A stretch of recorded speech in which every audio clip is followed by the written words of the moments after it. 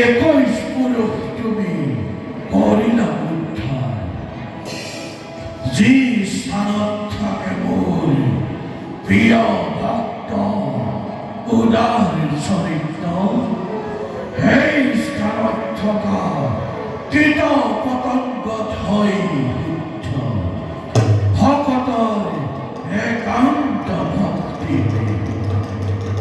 উঠা উঠা প্রহ্লাদ, তোমার যখন সাবলে চিরদিন থাকিব ধরা